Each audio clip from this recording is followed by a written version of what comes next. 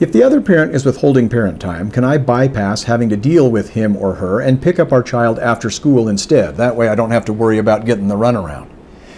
Well, it's an interesting idea. If the other parent of your child is withholding court-ordered visitation, now often called parent time, from you, then you can solve this problem by circumventing or bypassing having to pick up the child from the other parent's house and instead simply pick up the child on your visitation or parent time days after school, right? That's what you're asking.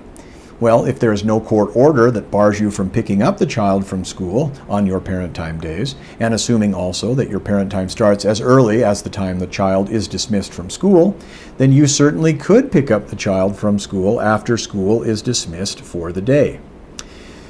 But you know what the other parent may and likely will do once you've started picking up the child after school, right? I do, because I've seen it acted out hundreds of times over the course of my career. And so what happens? The other parent will likely get to the child's school a few minutes earlier than you do, pick up the child before you can, and then withhold the child from you as usual.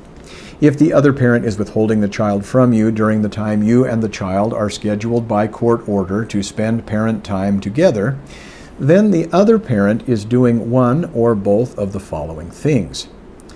Either committing a crime, custodial interference, and or committing contempt of court. You can report this crime to law enforcement, but in Utah, police departments and sheriff's offices rarely issue citations or make arrests for the crime of custodial interference, and even if they do, prosecutors rarely prosecute it. And then even going further, many courts rarely convict. But otherwise, the other parent could be tried and convicted of custodial interference. So I guess it doesn't hurt to try. You could also file a motion to find the other parent in contempt of court and to be sanctioned for it.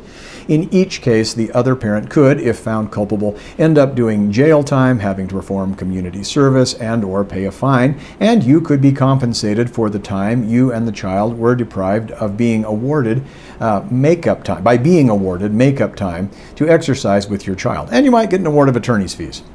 In any case, it would be wise to discreetly audio and video record, dash cams and spy pens are a great tool, the difficulty you encounter in your efforts to pick up the child for parent time and what the other parent does to withhold and to interfere with your parent time and the child's parent time.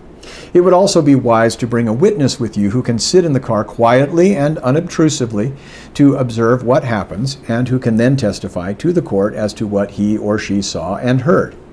That way, you have the proof to prevail in court. Talk to an experienced attorney to see what options are available to you and how to exercise those options properly. Don't try to take the law into your own hands, or you could end up being the one who is prosecuted or sanctioned.